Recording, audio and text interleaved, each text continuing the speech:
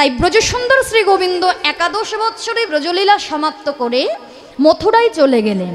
মথুরায় গিয়ে কংসকে ধ্বংস করে পিতা বসুদেব এবং মাতা দেবকীকে কারামুক্ত পাষাণ উদ্ধার করে পিতা উগ্রসেনকে রাজ সিংহাসনে বসায়ে গোবিন্দ আমার দ্বারকায় চলে গেলেন। দ্বারকায় যখন চলে গেলেন, দ্বারকায় গিয়ে দ্বারকার রাজ্য সংস্থাপন করে শ্রীকৃষ্ণচন্দ্র হয়ে গেলেন সেই দ্বারকার রাজা। দ্বারকার রাজা হবার পরে একদিন কৃষ্ণ তার দাদা বলরামকে ডেকে ডেকে বলছে, দাদা, আজ প্রায় 100 বৎসর কেটে গেল, আমরা সেই বৃন্দাবন ছেড়ে চলে এসেছি।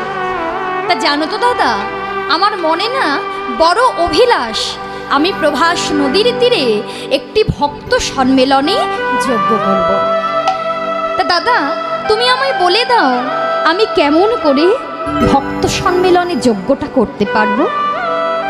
তাই আজ রাম আর কৃষ্ণ অর্থাৎ বলরাম আর কৃষ্ণ দু ভাই মিলে বিচার করছে যে কেমন করে প্রভাসের তীরে যজ্ঞটা করা যাবে। তাই কেমন ভাবে বিচার করছে দেখো। আজ রাম কৃষ্ণ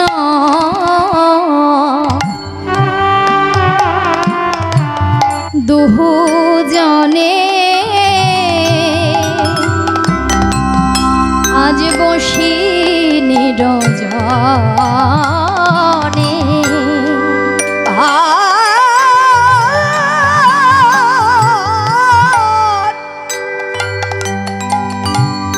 আজ রাম কৃষ্ণ দুজনে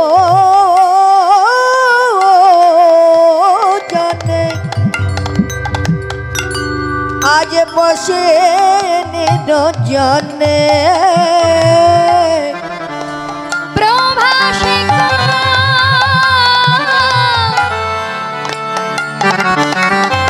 করিব যজ্ঞ, তাই বিচারয়ে মনে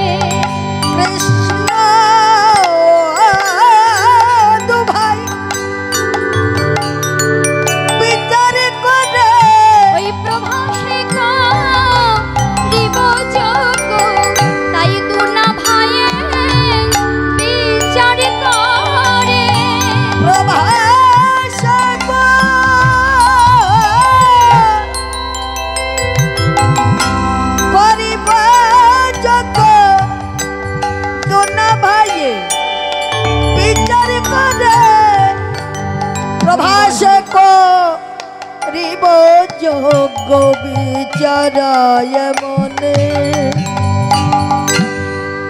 রামকৃষ্ণ দুভাই বিচার করছে বাবা যে কেমন করে প্রভাস নদীর তীরে যজ্ঞটা করা যাবে।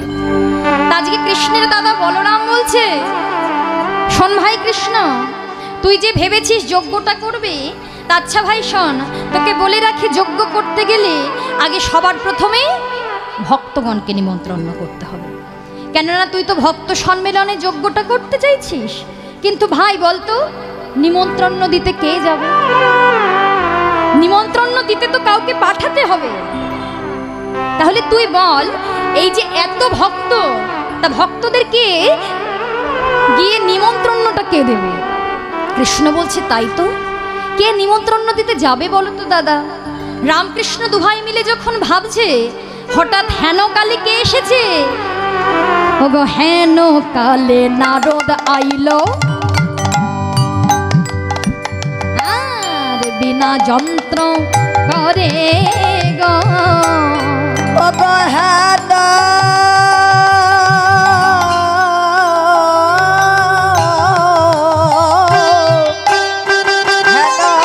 কালে নারদ আইল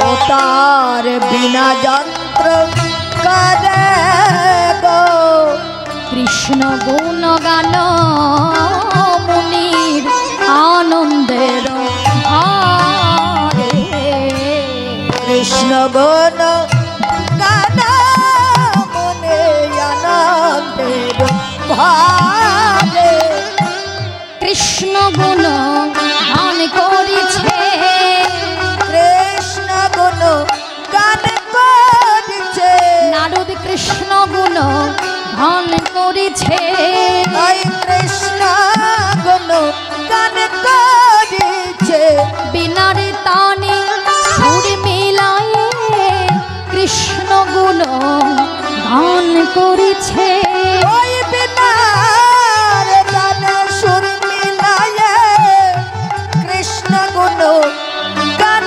করিছে হরি বল তামাগো যেই বলেছে নিমন্ত্রণ দিতে কে যাবে হঠাৎ হেনকালে এসেছে মহামুনি নারদ যেই মহামুনি নারদকে দেখেছে ভগবান কৃষ্ণের আনন্দ ধরছে শীঘ্র করে একটা আসন এনে আসন পেতে বলছে নারদ এসো এসো এসো এখানে আসন গ্রহণ করো এই বলে মহামুনি নারদকে বসিয়েছে এইবার ভগবান বলছে ও নারদ জানো তো 100 বছর কেটে গেল বৃন্দাবন ছেড়ে চলে এসেছি তা নারদ মনে না বড় অভিলাষ প্রভাস নদীর তীরে একটা যজ্ঞ করতে চাই কিন্তু নারদ দাদা বলল যজ্ঞ করতে গেলে নাকি ভক্তদেরকে নিমন্ত্রণ দিতে হবে তো নারদ তুমি কি যাবে ভক্তদেরকে নিমন্ত্রণ দিতে মহামুনি নারদ বলছে ও প্রভু বাবা বাবা বাহ এ তো বড় আনন্দের কথা ভক্তদেরকে নিমন্ত্রণ দিতে যাব আমি বাহ হে প্রভু সে তো বড় আনন্দের সংবাদ তা তুমি আমায় বলে দাও প্রভু এখনই বলো ভক্ত মানে কোন কোন ভক্তদের নিমন্ত্রণ দিতে যাব তুমি আমায় বলে দাও আর আমি কোথায় কোথায় যাব না তুমি সেটাও বলে দিও প্রভু তখন ভগবান বলছে তাই তো নারদ তুমি কোথায় নিমন্ত্রণ দিতে যাবে জানো তুমি চলে যাও ওগো ত্রিভুবনবাসী গণে নিমন্ত্রণ দিবে ত্রিভুবনবাসী গণে নিমন্ত্রণ দিবে ত্রিভুবনবাসী গণে নিমন্ত্রণ দিবে ত্রিভুবনবাসী গণে নিমন্ত্রণ দিবে ব্রজবাসী গণে নারদ কভু না বলিবে ব্রজবাসী গণে নারদ কভু না বলিবে ব্রজধামে যেও না নারদ ব্রজধামে যায় না নারদ ব্রজধামে যেও না নারদ ব্রজধামে যায় না নারদ আমার কথা যেন মনে থাকে ব্রজধামে যেও না নারদ কথা যেন মনে থাকে ব্রজধাম আহা যেই আমার ভগবান বলে উঠলেন ত্রিভুবনের ভক্তগণকে নিমন্ত্রণ দাও কিন্তু ব্রজধামে যেন তুমি আর যেও না এই কথা শুনিয়া রামে কুপিত হইল মিষ্ট ভাষে চাহিরা কহিতে লাগিল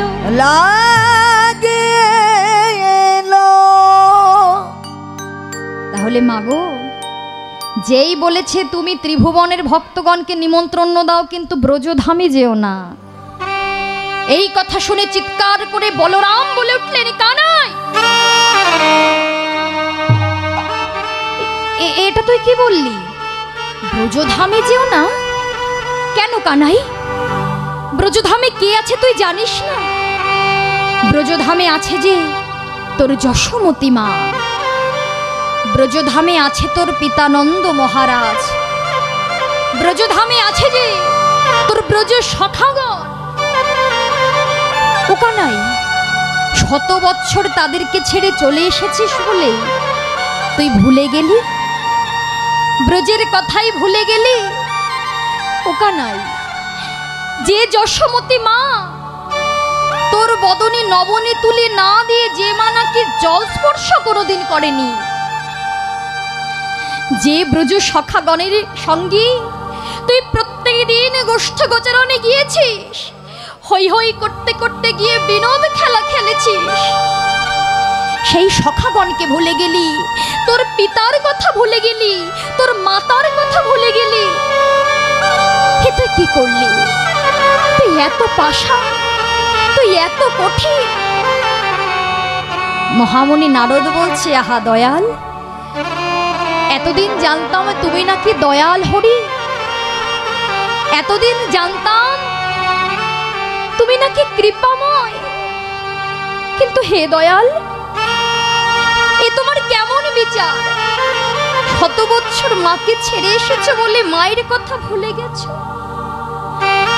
তুমি জানো দয়াল, যে মায়ের কথা তুমি এখনো ভুলে গিয়েছো, শত বৎসর ছেড়ে তুমি তাকে চলে এসেছো তাই তুমি ভুলে গিয়েছো, কিন্তু যে মাকে ছেড়ে তুমি চলে এলে, সেই মা কিন্তু আজও তোমায় ভুলতে পারেনি। তোমার মনে পড়ে প্রভাত হওয়ার সঙ্গে সঙ্গে নিজে হাতে ক্ষীর স্বর নবনী মন্থন করে, জল স্পর্শ করত না, নবনী মন্থন করে নিজে হাতে করে প্রভাত হলে তোমায় জাগিয়ে যে মা নাকি তোমার বদনে নবনী তুলে দিত। শত বৎসর কেটে গেল, সেই মায়ের কাছে সন্তান নেই, সেই মায়ের কাছে মা বলার মতো কেউ নেই। তবুও মা প্রভাত হলে নবনী মন্থন করে নবনীর বাটিটা হাতে তুলে নিয়ে চতুর্দিকে ছুটে বেড়ায়, গোপাল গোপাল বলে ডাকে, গোপাল গোপাল বলে খুঁজে বেড়ায়, গোপাল গোপাল বলে কাঁদে। হে দয়াল, মা তো তোমায় ভোলেনি, তুমি কি করে সেই মায়ের কথা ভুলে গেলে? তাহলে মাগো, আজকে ব্রজেন্দ্র নন্দন শ্রীকৃষ্ণ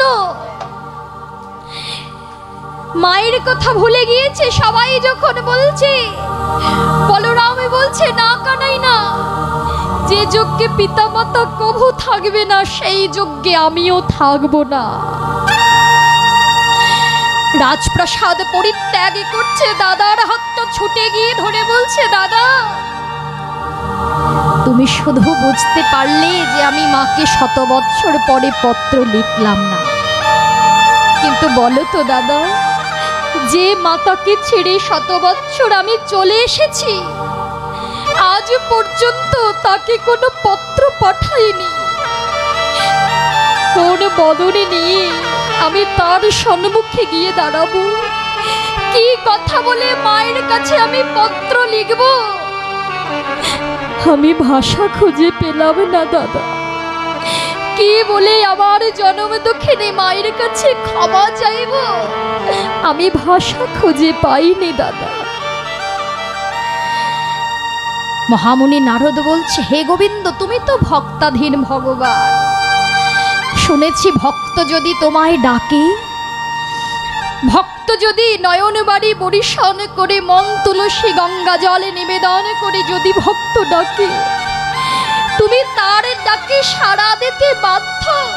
সবাই বলে তুমি ভক্ত বাঞ্ছা কল্পতরু, ভক্তের মনোবাসনা তুমি পূর্ণ করাও। শুধু মনে যদি ভক্তি থাকে মা, ভগবানকে তুমি যেমন ভাবেই ডাকো না কেন। এর জন্যই বলছে মা, শাস্ত্র আমাদেরকে বুঝিয়ে দিচ্ছে, সময় থাকতে সাধন করতে হবে, তাই না বাবা? সময় থাকতে ভজন করতে হয়, সময় গেলে আর কখনো ফিরে আসে না। শাস্ত্র বলছে, শিশুকালে ভজে কৃষ্ণ, কৃষ্ণ পাবার আসে আরে যৌবন কালে ভজে কৃষ্ণ, কৃষ্ণ আসে কি না আসে, বৃদ্ধা কালে ভজে কৃষ্ণ, যমেরও তরাসে। ভজন করো, তাই তো বলছে সময় থাকতে ভজন করো। যদি শিশুকালে ভজে কৃষ্ণ, কৃষ্ণ পাওয়ার আসে। আমাদের সঠিক সময়টা কবে বাবা? আমরা কত জীবই বলি, মূর্খ জীবই বলি সময় হয়নি, এখনই কি সাধনা ভজনা করব, এখনই কি হরিনামে গাইব, আমার এখনো সময় হলো না। কিন্তু না বাবা, ওই শিশুকাল থেকে যদি ভগবানকে ডাকা যায়, তুমি যেমন ভাবে তাকে ডাকো না কেন, তুমি তাকে আপন জন ভেবে ডাকো না কেন, সে যে তোমার ডাকে সাড়া দিতে বাধ্য হয়ে থাকবে বাবা।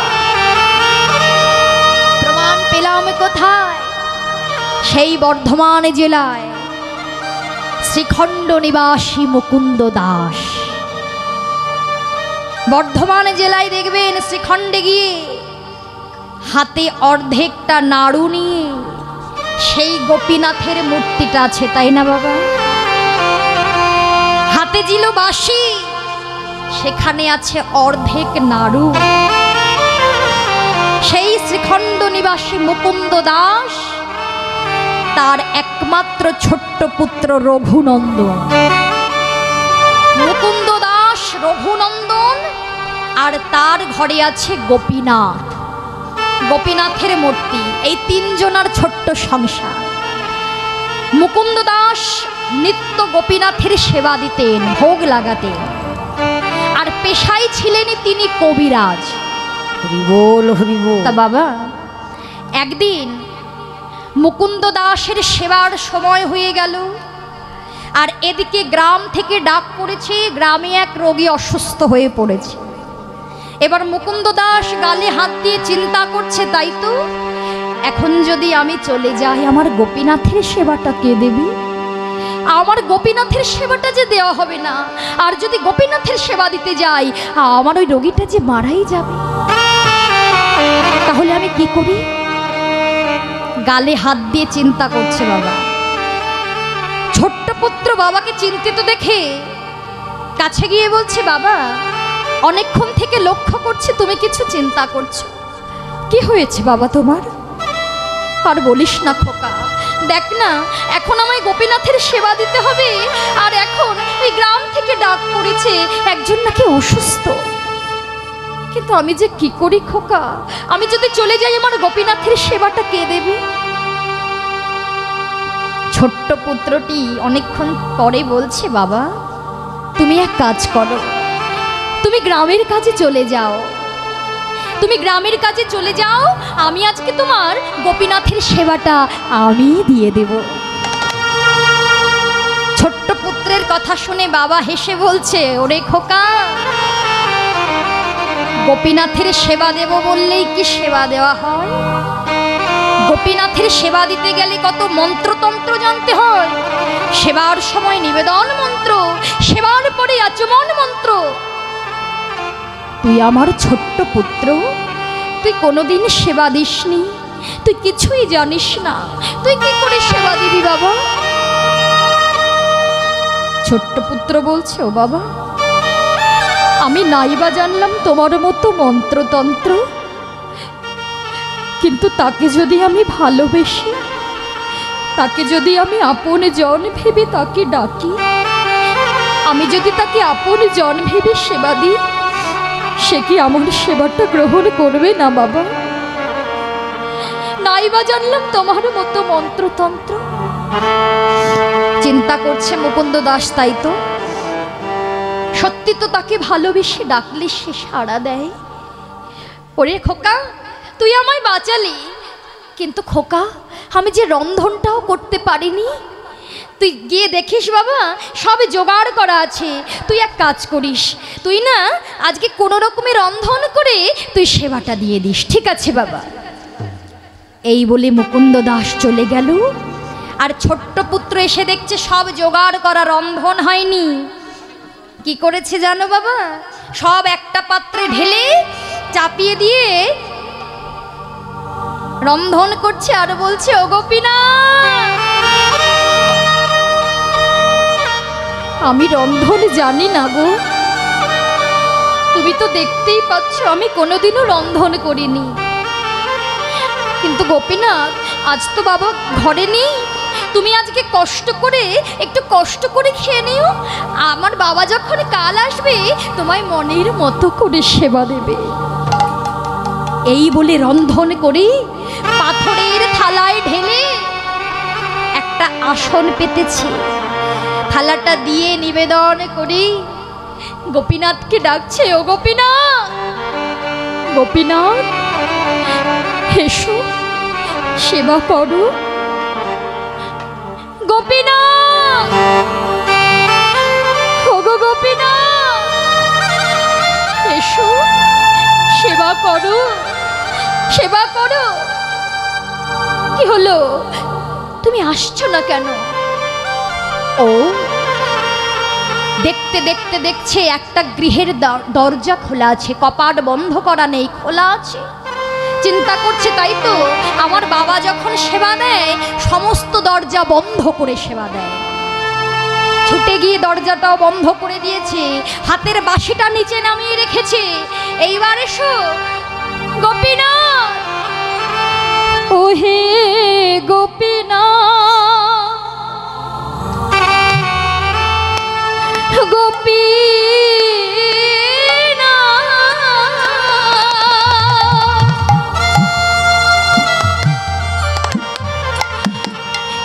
ও হে গোপীনাথ,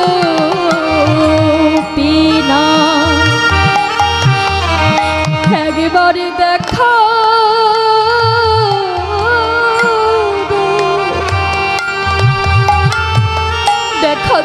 দেখা দাও বলে যাচ্ছে, কিন্তু গোপীনাথ আসছে না। ছোট্ট পুত্র বলছে, তুমি কি ভেবেছো আজকে বাবা ঘরে নেই বলে তুমি যা খুশি তাই করবে? তুমি ভেবেছো কি? তুমি জানো গোপীনাথ, আমি যখন না খাই আমার বাবা আমায় বকে বকে খাওয়ায়। দাঁড়াও, তুমি আসবে না? তুমি আসবে না তো? এই বলে দরজা খুলে বাইরে গিয়ে একটা লাঠি দেখতে পেয়ে লাঠিটা তুলে নিয়ে, ভক্তের কেমন ভালোবাসা বাবা, ছুটতে ছুটতে গিয়ে বলছে, দেখেছো আমার হাতে এটা কি? আমার হাতে একটা লাঠি। আমি যখন না খাই আমার বাবা আমায় মেরে মেরে খাওয়ায়। তুমি যদি আমার কথা না শোনো আমিও তোমায় মেরে মেরে ডেকে আনবো। ভক্ত যখন লাঠির ভয় দেখাচ্ছে না বাবা, অঝোর নয়নে ধারায় বুকে ভাসায় ভগবান কাঁদছে, ভগবান কাঁদছে আর বলছে, ভক্ত তুমি আমায় এতটা আপন ভাবো, এতটা আপন জন ভেবে এতটা ভালোবেসে যে তুমি আমায় ডাকছো। যদি তোমার ভালোবাসা আমায় গ্রহণ করতে হয়, তোমার ভালোবাসা পেতে গেলে এই বিগ্রহের মধ্যে যদি আমি পড়ে থাকি, তোমার এই ভালোবাসা আমি উপলব্ধি করতে পারবো না ভক্ত। তোমার ভালোবাসা পেতে গেলে আমায় সচল মূর্তি ধারণ করে তোমার কাছে যেতে হবে। আরে যে ভক্ত আমায় এমন ভাবে আপন ভেবে ডাকে, আমি কি তার ডাকে সাড়া না দিয়ে থাকতে পারি ভক্ত? আমি আসছি ভক্ত।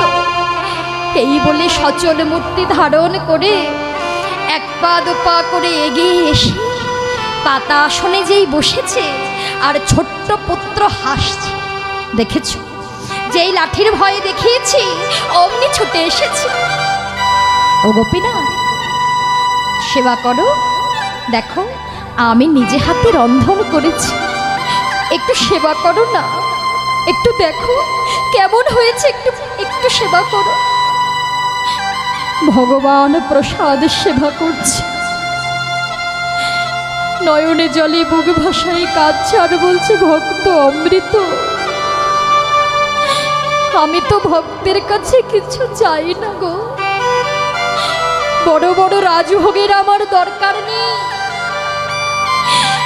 আমি তো জাগতিক জগতের কোনো কিছুই তোমাদের কাছে চাইনি, কোনো ভক্তের কাছেই আমি জাগতিক জগতের কিছু চাই না।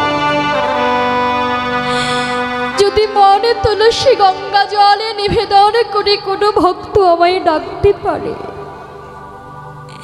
আমি যে সেই ভক্তের কাছে বাধা পড়ে যায়, তার জন্যই ভেবে দেখো মা, ভগবান শুধু ভক্তি যেখানে, ভগবান কিন্তু সেখানে থাকে, তাই না? চিন্তা করে দেখো মাগো, ভগবানকে দেখার জন্য বৃন্দাবন ছুটে যাচ্ছে, নবদ্বীপে ছুটে যাচ্ছে, কিন্তু ভগবানে যেখানে লুকিয়ে বসে আছে এই হৃদয়ে বৃন্দাবন, এই হৃদয়ে বৃন্দাবনটা কোনোদিনও ভালোভাবে খোঁজা হলো না, হৃদয়ে বৃন্দাবনটা একবার ভালোভাবে দেখা হলো না, একবার এই হৃদয়টা পরিষ্কার করা হলো না। জন্ম জন্মান্তরের পাবে যুক্ত কাদা মাটি, এত হিংসায় জর্জরিত, এত মায়ায় আসক্ত যে এই হৃদয়টা পাবে যুক্ত কাদা মাটিতে লেপন হয়ে আছে, কিন্তু কোনো ভক্ত যদি হৃদয়ে বৃন্দাবনটাকে পরিষ্কার করে একবার হা গোবিন্দ কৃপা করো বলে ডাকতে পারে,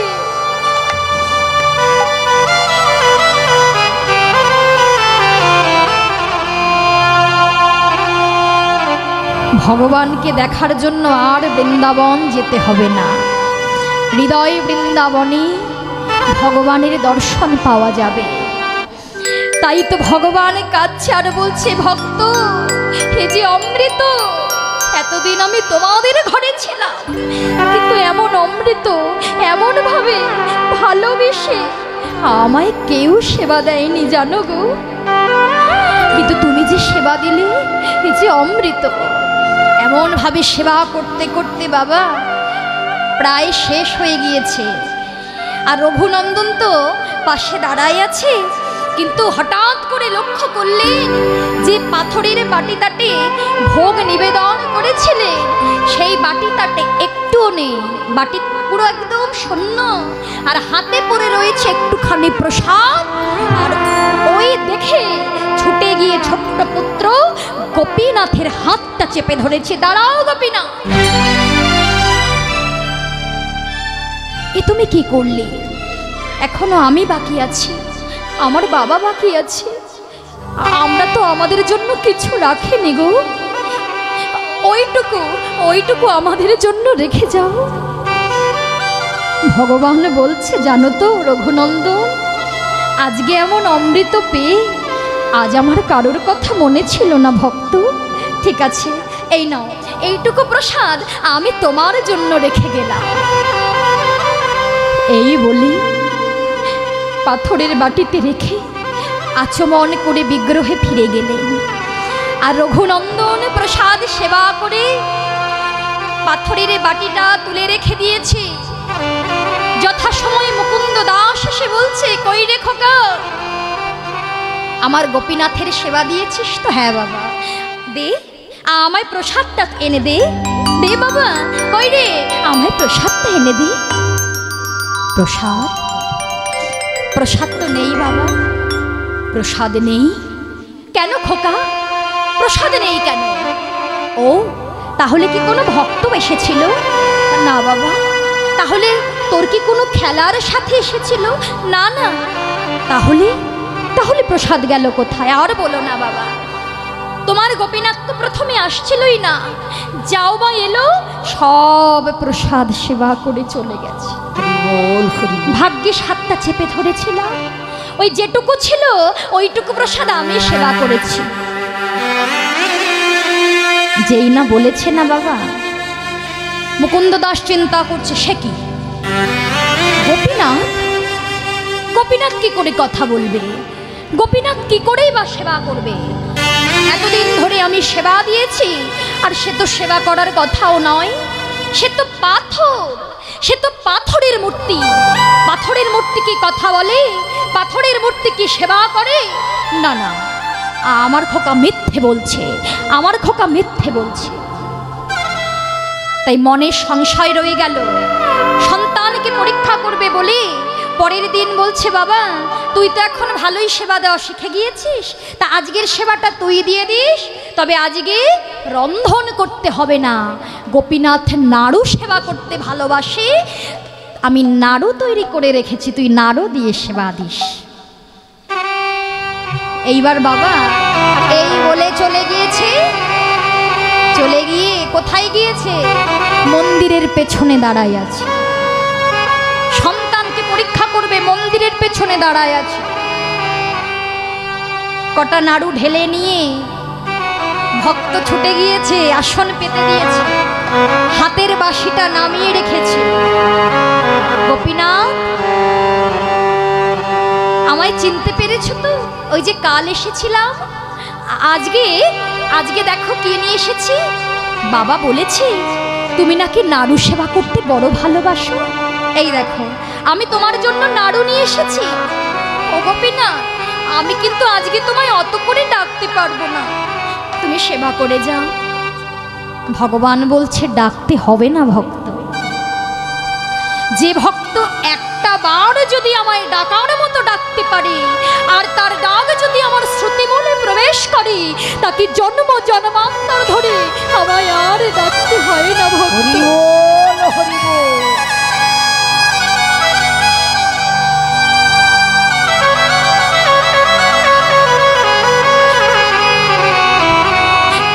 শুধু একটা বার ডাকার মতো যদি আমায় ডাকতে পারে,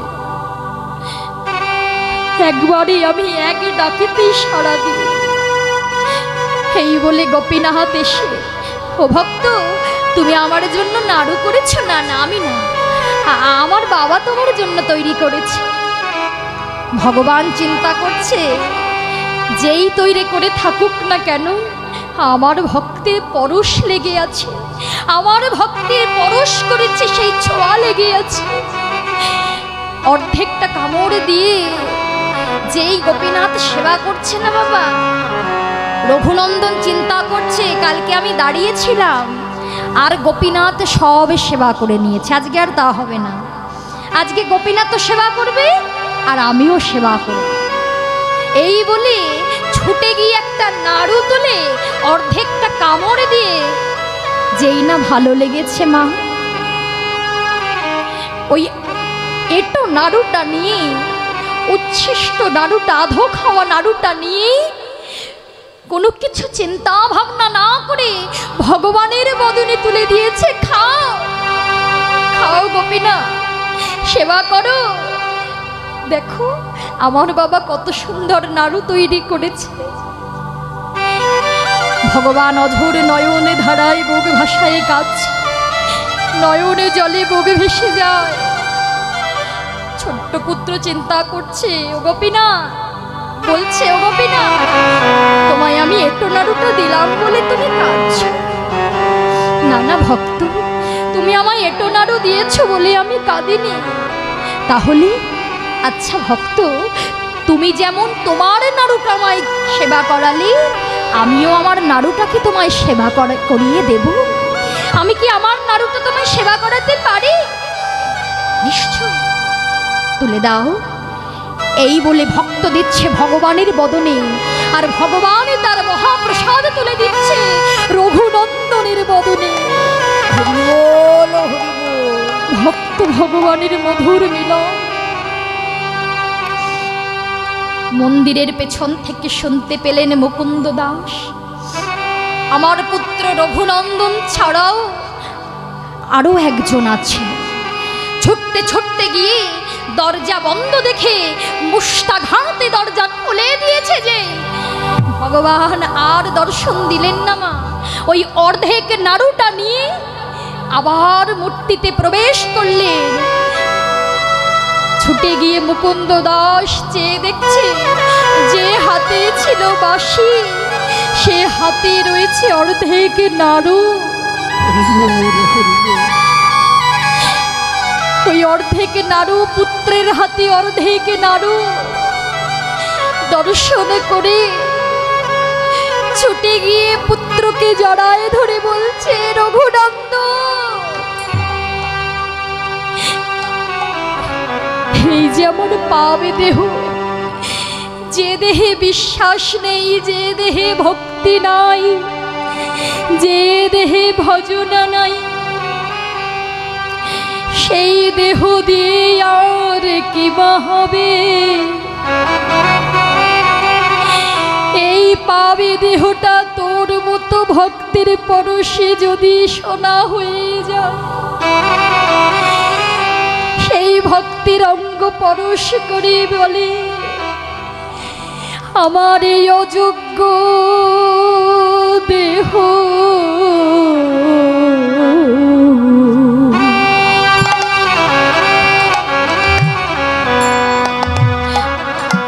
অযোগ্য দেহ যোগ্য করি।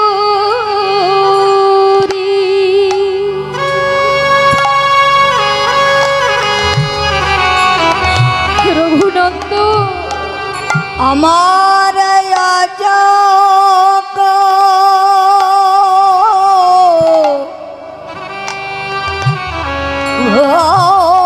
দেখো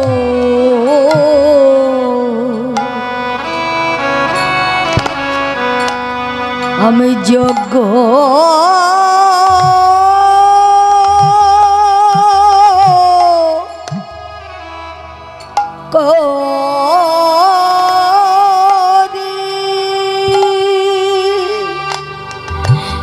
তোর মাতা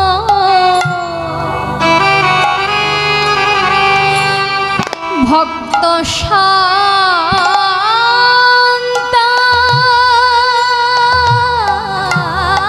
শান্তানিকে জড়ায়ে ধরি,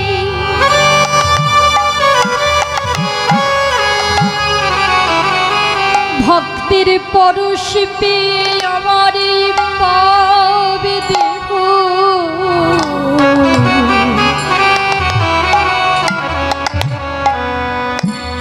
পাবে দেহ ধন্য করি।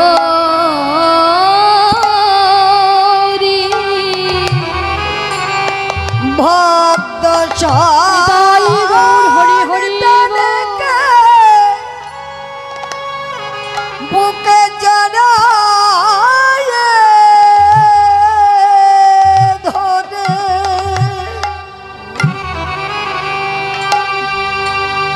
এই অযোগ্য দেহ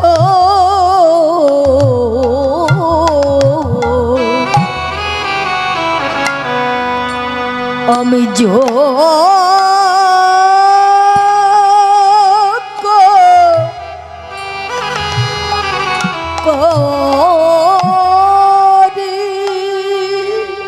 ওগো একবার দেখা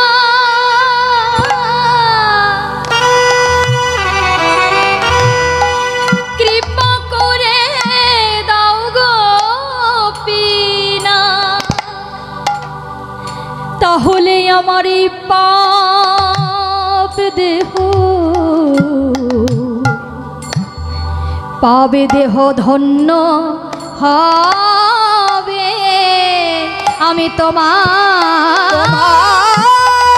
কাছে আর কিছু চাই না, তাহলে পাবে দেহ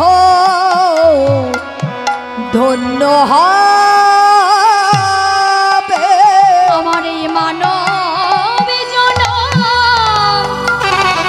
ধন্য হবে, পাবে দেহ ধন্য করি। অযোগ্য দেহ ধন্য করে একবার দেখা দেবে আমার আর কিছু বাসনা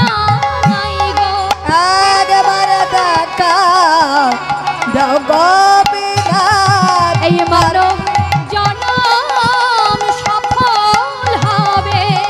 একবার দেখা দাও গোপীনাথ ভক্তির পরশ পেয়ে জনম ধন্য হবে। একবার দেখা দাও গোপীনাথ এই ভক্ত পরশে অঙ্গ ধন্য।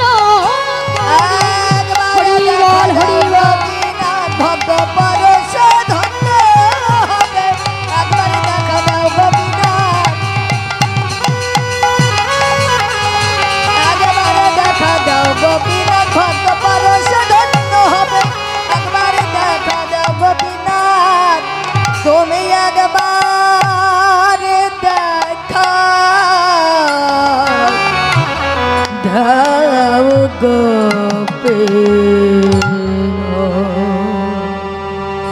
তাহলে বাবা সময় থাকতে ভজন করতে হবে। সে যে ভক্তাধীন ভগবান, সে যে কোনো ভক্তের নয়নের জল সইতে পারে না, তা কিন্তু তাকে ডাকার মতো ডাকতে হবে। তাই আজকে মহামুনি নারদ বলছে তুমি কেমন করে ভুলে গেলে।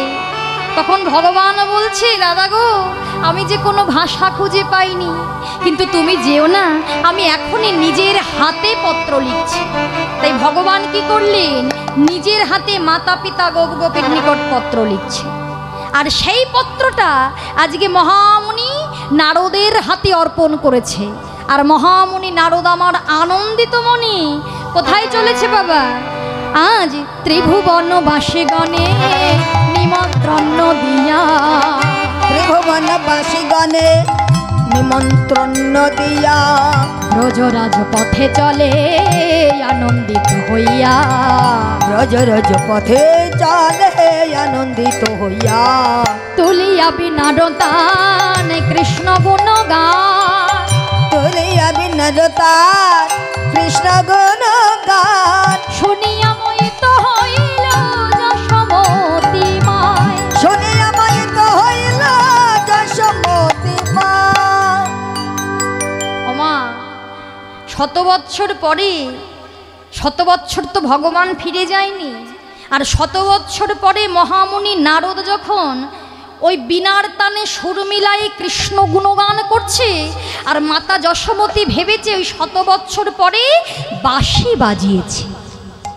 তাহলে মায়ের অবস্থাটা কেমন মাগো? 100 বৎসর পরে বলছে ওরে সেই বাঁশি কে বাজালি? আমার রামেলি, আমার রামেলি নাকি আমার কৃষ্ণ এলি? ওরে রাম, ওরে কৃষ্ণ, ওরে একবার আমার মা বলি না, কোথায় আছিস রাম কৃষ্ণ? 100 বৎসরে কৃষ্ণ কৃষ্ণ বলে কেঁদে কেঁদে মায়ের দুটি নয়নই অন্ধ হয়ে গেছে বাবা। অন্ধাকিনী মা আমার পাগলিনীর মতো ছুটে চলেছে। যেই ছুটে চলেছে না, যশোদা মায়ের বাৎসল্য প্রেম দর্শন করে মহামুনি নারদ সইতে পারছে না, নয়ন ধারায় মুখ ভেসে যাচ্ছে। ছুটে গিয়ে মহামুনি নারদ বলছে ও মা, তুমি আমায় তোমার গোপাল বলছো, কিন্তু মা আমি তোমার গোপালে নই। তুই আমার গোপালে নোস, তাহলে তুই কে? মহামুনি নারদ কি বলছে বাবা, একবার শোনো ব্রজেশ্বরী বচন হামারি, আমি হই কৃষ্ণের দাস। একবার শোনো ব্রজেশ্বরে বচন আমারে, আমি হই কৃষ্ণ দাস। তোমা নিমন্ত্রিতে পাঠাইল মোরে, আইন তোমার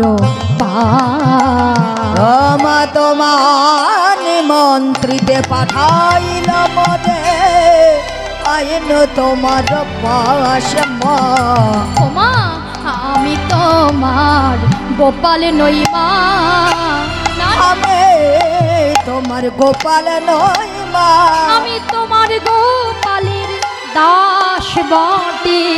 আমি তোমার গোপাল নই মা, আমি তোমার গোপালের দাস বটে। আমি যোগ্য সংবাদ দিতে আমি তোমার গোপাল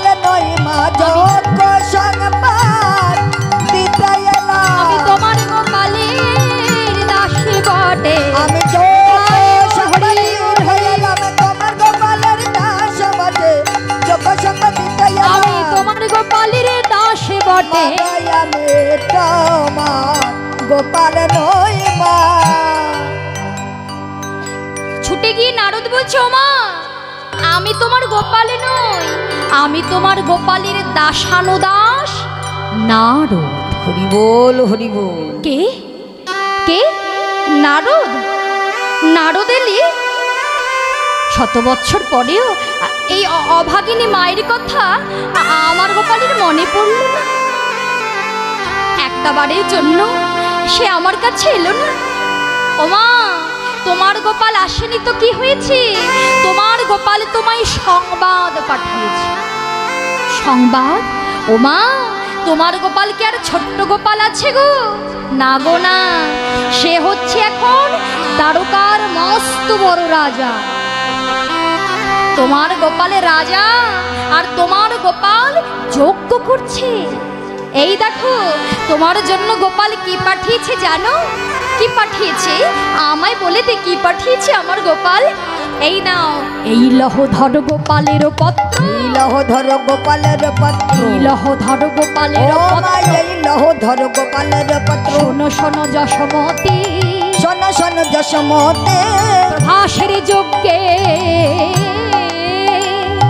প্রভাসের যজ্ঞে যাইবে সকলে, যজ্ঞে যাইবে সকলে। গোপালে দেখিবে তুমি, গোপালে প্রভাসের যজ্ঞে যাইবে সকলে, গোপালে দেখিবে তুমি, মাগো গোপালে দেখিবে তুমি। আহা, মায়ের কাছে পত্র দিয়েছে বাবা। যেই পত্রটা পেয়েছে মা আমার সেই পত্রটা বক্ষে জড়ায় ধরে নিয়ে বলছে, দেখেছিস তো নারদ, এতদিন যখন নয়নে ছিল, নয়নে দৃষ্টি শক্তি ছিল, ততদিন আমার গোপালের এই অভাগিনী মাকে মনে পড়েনি। একটা পত্র আমায় গোপালে দেয়নি। আজকে যখন আমি গোপাল গোপাল বলি কেঁদে কেঁদে এই দুটি নয়ন হারিয়ে ফেললাম, আমার নয়নে যখন সবে কিছু অন্ধকার, আর তখন আমার গোপাল আমায় পত্র দিয়েছে। ও নারদ, এই পত্র আমার গোপাল যে কি আমায় লিখেছে, এই পত্র আমি কেমন করে দেখবো বলতো বাবা? নারদ বলছে, কেন? তোমার গোপাল তো আর সামান্য গোপাল নয়। তোমার গোপাল কি সামান্য গোপাল? ওমা শোনো, তোমার গোপালের ছোটবেলায় যেখানে খেলা করত, সেখানে তোমার গোপালের পদরজ আছে, অর্থাৎ পদধূলি। ওই পদধূলি একবার গিয়ে যদি তুমি তোমার নয়নে বুলায়ে দিতে পারো, দেখবে ঠিক তোমার নয়ন দুটো ভালো হয়ে যাবে। আর বিলম্ব করো কেন? চলো মা, আমি তোমায় নিয়ে যাই, চলো। না না না না নারদ, না না, চাই না, চাই না আমার নয়ন। কেন মা? তোরা আমায় যতই বলিস না কেন নারদ, আমার গোপালে যেই হয়ে থাকুক না কেন নারদ, তোরা তো জানিস না বাবা, পুত্র যদি হয় রে নারদ বাঞ্ছা কল্প তরু, তথাপিও পিতা মাতা হয় সে পরম গুরু। বল হরি বল। আমি জন্ম জন্মান্তর ধরে অন্ধ হয়ে থাকবো, আমার কোনো দুঃখ নাই।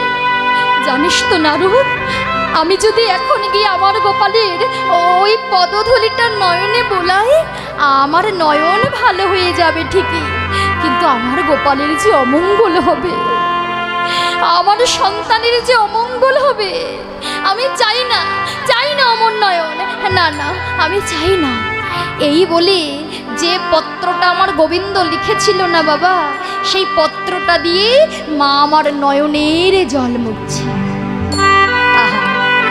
নয়নের জল যখন মুছছে বাবা, দেখা গেল ওই পত্র যেই পরশ করেছে, ওই পত্রের পরশে ওই মায়ের নয়ন ভালো হয়ে গেল। হরিবল গৌর হরি বল হরি বল। সেই পত্র আবার পিতানন্দ মহারাজার নয়নে বুলাই দিলেন। পিতানন্দ মহারাজার নয়নও ভালো হয়ে গেল। কিন্তু কেন হলো বাবা? কেন হবে না সেটা বলো? কেননা শাস্ত্র বলছে মুকং করতি বাচলং পঙ্গং লঙ্ঘয়তি গিরি জাতি কৃপা তমহং বন্দে পরমানন্দ মাধব। নন্দ মাধবের কৃপা হলে যে নাকি কিছুই কইতে পারে না, তার কৃপা হলে সে কৃষ্ণ কথা বলতে পারে। যে পঙ্গু সে চরণে পেয়ে গিরি লঙ্ঘন করতে পারে। আর গোবিন্দ যখন পত্রটা লিখেছিল নিজের হাতে লিখেছিল না বাবা, তাই তো মা, ভগবান তো নিজের হাতে লিখেছে। আর যখন নিজের হাতে লিখেছে ওই ভগবানের পরশটা লেগে আছে। তাহলে ভেবে দেখো ওই পত্রের পরশে, ভগবানের পরশে কেন মাতা পিতার নয়ন ভালো হবে না? সে যে নিজের হাতে পত্রটা লিখেছিল। তাই মা আমার নয়ন ফিরে পেয়ে গোপালকে দেখতে যাবে বলে হাড়ি ভরি ক্ষীর সর সাজায় দিল।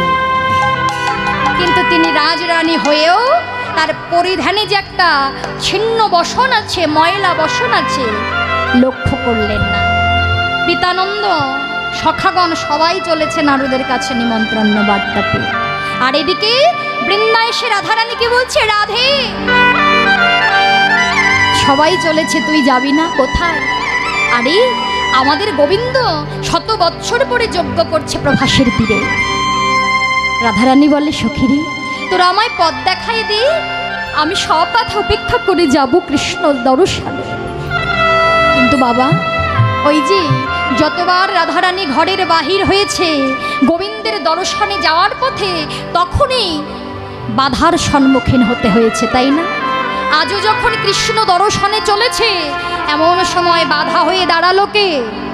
শাস্ত্র বলছে, গয়া উদরকে সেধায় বসন না রহে গায়। উদরকে সেধায় বসন না রহে গায়। সখী সনে চলে বিরহিনী হিনী গো।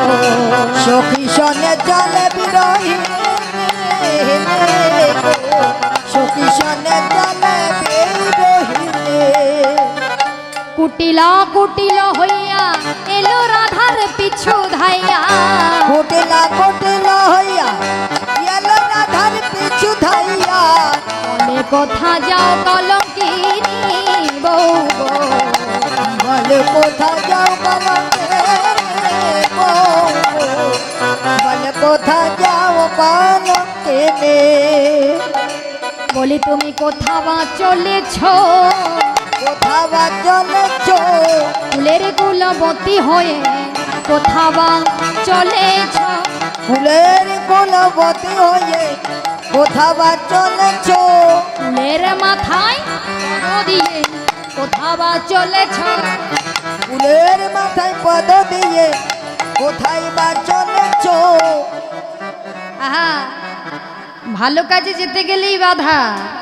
রাধারানী চলেছে কৃষ্ণের দর্শনে, এসে দাঁড়িয়েছে কুটিলা। কুটিলা, কুটিলার হচ্ছে কুটিল অন্তর। হ্যাঁ, সেই বাল্য থেকে বিধবা কুটিলা।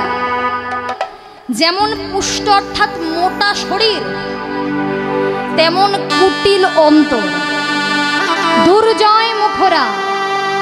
যেই দেখলেন রাধারানী চলেছে আর সইতে পারলেন না, ছুটে গিয়ে ওই বউয়ের পথ আগুলিয়া দাঁড়ায় বলছে, এই বউ, এই তুমি কোথায় চলেছো গো? রাধারানী বলছে, ননদিনী শত বৎসর পরে আমাদের প্রাণ গোবিন্দ প্রভাসের তীরে যজ্ঞ করছে, আমরা সেই যজ্ঞ দর্শন।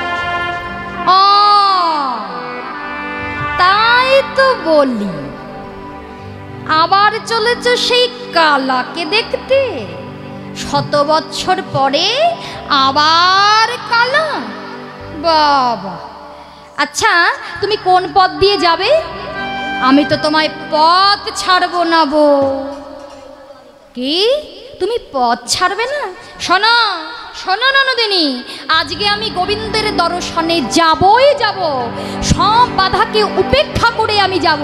আজকে কোনো বাধা আমায় আটকাতে পারবে না, পথ ছেড়ে দাও। যেই বলেছে কুটিলা চিন্তা করছে, বাবা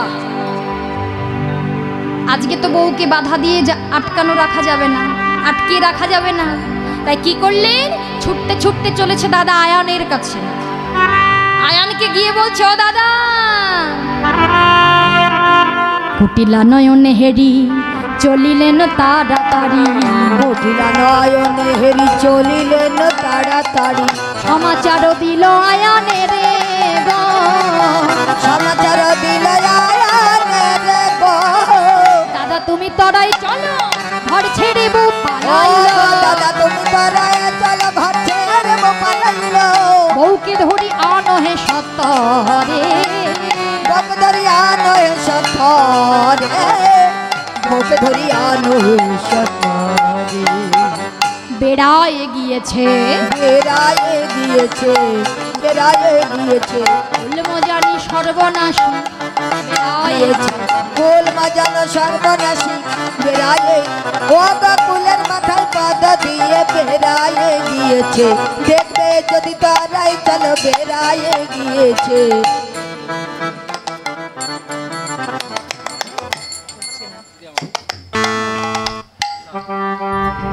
হরিবল হরিবল।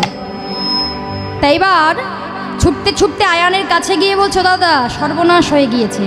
কি হয়েছে না, 100 বছর পরে বউ আবার চলেছে সেই কালাকে দেখতে। হ্যাঁ, আর বউয়ের আর দোষ কোথায়, আদর দিলে যা হয়। হ্যাঁ, আচ্ছা দাদা, বৌদি কি তোমায় শিকড় বাকড় খাইয়েছে, না বশ করিয়েছে, না গুণ করেছে? তোমা কুটিলা, ননদিনী কুটিলা। তা কুটিলা কি শুধু বৃন্দাবনেই ছিল? আমাদের সংসারেও আছে না কুটিলা, হরে কুটিলন্ত। হ্যাঁ, এবার যেই বলেছে কালাকে দেখতে চলেছে, সর্বনাশ। এবার আয়ান কি করেছে, ছুটতে ছুটতে গিয়ে, সে তো শ্যামা মায়ের ভক্ত, শক্তি মন্ত্রে দীক্ষিত, ছুটে গিয়ে শ্যামা মায়ের মন্দিরে গিয়ে মায়ের হাতে ছিল যেই অসি, ওই অসি নিয়ে চিন্তা করছে, আজকে রাধারানীকে হয় গৃহে টেনে আনবো, না হলে এই অসি দিয়ে আমি রাইকে দ্বিখণ্ডিত করব। যেই ভেবেছে, ছুটতে ছুটতে গিয়ে বলছে, রাধে চলো আমার সঙ্গে ফিরে চলো। গৃহপতি, একবারের মতো তুমি ভেবে দেখো, সকলে চলেছে জগৎপতির দর্শনে, সে কি শুধু আমার পতি? সে যে আমার পতি, তোমার পতি, চতুর্দশ ব্রহ্মাণ্ডের পতি, ব্রজেন্দ্র নন্দন শ্রীকৃষ্ণ। সবাই যখন চলেছে সেই কৃষ্ণের দর্শনে, তুমি আমায় একটা বাড়ির মতো যেতে দাও। কি তুমি গৃহপতিকে ছেড়ে যাবে কিনা ওই কেলে ছোড়াকে দেখতে? আবার বলছো সে নাকি জগৎপতি। দেখাচ্ছি তোমার মজা। এই এই খণ্ডিত করলাম রাধে। রাধারানী দেখলেন আর উপায় নেই, যদি আমায় কৃষ্ণের দর্শনে যেতে হয় তাহলে আমায় তাকে স্মরণ করতে হবে। কার কথা চিন্তা করছে মা? যত যত লীলা শুনেছেন, বলুন তো মা, কার কথা ভাবছে? যখনই রাধা গোবিন্দের যুগল মিলনে দেখবেন কৃষ্ণের দর্শনে যাওয়ার পথে বাধা আসছে, প্রত্যেকটা লীলায় দেখবে স্মরণ করে সে কৃষ্ণ হোক আর আমার রাই ধনী হোক। কার কথা বলছে বলো তো? আদ্যা শক্তি মহামায়া যোগ মায়া, যিনি হয়ে এসেছিলেন বৃন্দাবনে বড়াই বুড়ি, যিনি ছিলেন ভগবতী দেবী, মহাদেবের ঘরণী যিনি ভগবতী দেবী, তিনি দাপরে বড়াই বুড়ি হয়ে এসেছিলেন। হ্যাঁ, বড়াই বুড়ি হয়ে এসেছে। আর দেখবেন মা, ভগবান যত যত লীলা করেছে তাকে স্মরণ করে। ভগবান স্মরণ করছে। যদি আদ্যা শক্তি মহামায়া না থাকতো, যদি যোগমায়া না থাকতো, ভগবান যত যত লীলা করেছে তার অন্তরঙ্গ শক্তি যোগমায়ার প্রভাব। তাই আজকে যোগমায়া আমাকে স্মরণ করছে, মা তুমি সহায় হও। তুমি যদি না সহায় হও, আমার আজকে আর ভগবানের দর্শনে যাওয়া হবে না, জগৎপতির দর্শনে যাওয়া হবে না। তুমি কিছু একটা করো। যেই স্মরণ করেছে যোগমায়া মাকে, রাধারানীর কি রূপ ছিল রায়ধনী আমার, যে রূপে ছিল সেই রূপ পরিত্যাগ করে আজকে কালী হয়ে দাঁড়াইল। আহা, আজকে যে কালী হয়ে দাঁড়িয়েছে না মা, যোগমায়া মাকে স্মরণ করে আজকে শ্রীমতী রাধারানী যে কালী রূপ ধারণ করে দাঁড়িয়েছে, অমনি আয়ানের হাতে রশিটা পড়ে গেল। হাতে রশি পড়ে গিয়ে করজোড়ে মায়ের সামনে বলছে, মা এ আমি কিরূপ দর্শন করছি। শক্তি মন্ত্রে দীক্ষিত স্তব স্তুতি দ্বারা মাকে আরাধনা করছেন। স্তব স্তুতি করতে লাগলেন। যেই স্তব স্তুতি করতে লাগলেন, হ্যাঁ, স্তব স্তুতিতে সন্তুষ্ট হয়ে এইবার যখন নিজ রূপ ধারণ করে দাঁড়িয়েছে না মা, রাধারানী যখন নিজ রূপ ধারণ করে দাঁড়ালেন, আয়ান বললেন, রাধে আমি তোমায় চিনতে পেরেছি, তোমাকে আমি আর বাধা দেব না, তুমি যাও কৃষ্ণের দর্শনে, কিন্তু তোমার কাছে আমার একটা বাসনা। কি বাসনা? এই আয়ানের নিদান দিনে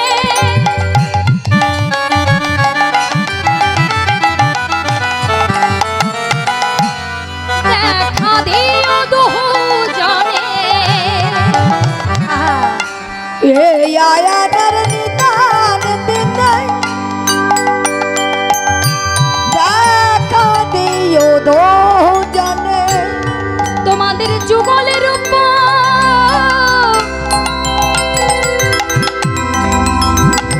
হেরি নয়নে আমার মানব জনম ধন্য করি।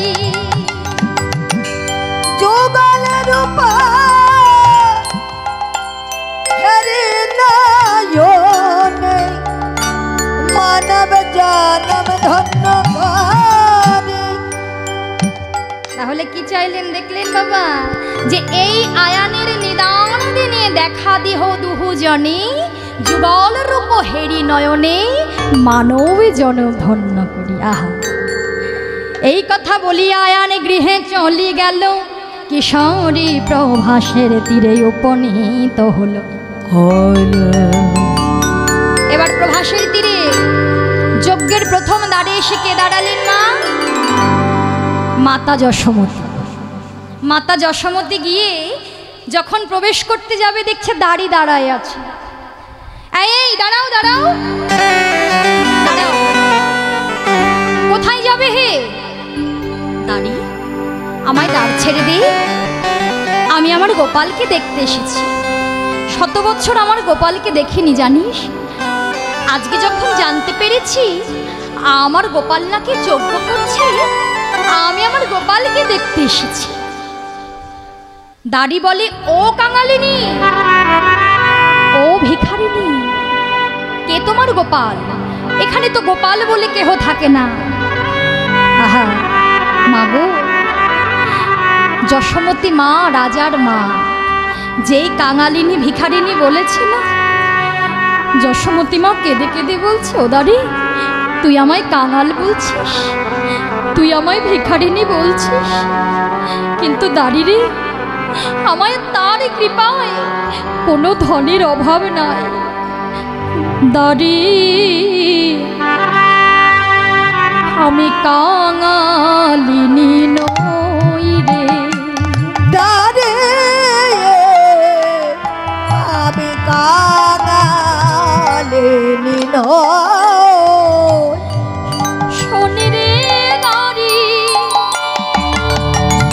আমি তোরে বলি আমি কাঙালিনী নই। দাঁড়ে আমি কাঙালিনী নই। দাঁড়ি, আমার ইহ জগতে ধন ঐশ্বর্য যা কিছু আছে কোনো কিছুর অভাব নাই, কিন্তু দাঁড়ি তুই ঠিক বলেছিস রে, সত্যি আমি কাঙাল, সত্যি আমি ভিখারিনী। কোনটার ভিখারিনী জানিস? শুধু কৃষ্ণ ধনের কাঙালিনী। শুধু কৃষ্ণ ধনে কাঙালিনী। আমার কোনো ধনে অভাবে নাই রে, শুধু কৃষ্ণ ধনে কাঙালিনী।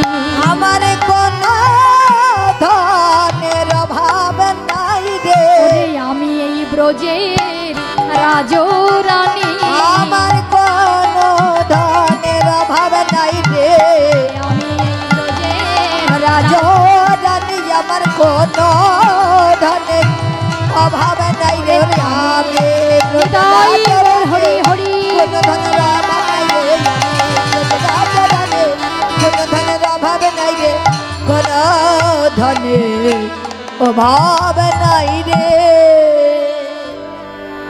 ওদারি এই জগতে যদি কাঙালিনী হয়ে থাকি সেটা আমি, তবে কৃষ্ণ ধনের কাঙালিনী। ধন ঐশ্বর্য প্রাচুর্য আমার সবই আছে, আমি তো এই ব্রজের রাজরানী। কি তুমি আমাদের রাজার মা হও? এই শোনে যা শোনে যা, এই কাঙালিনী বলে এ নাকি রাজার মা।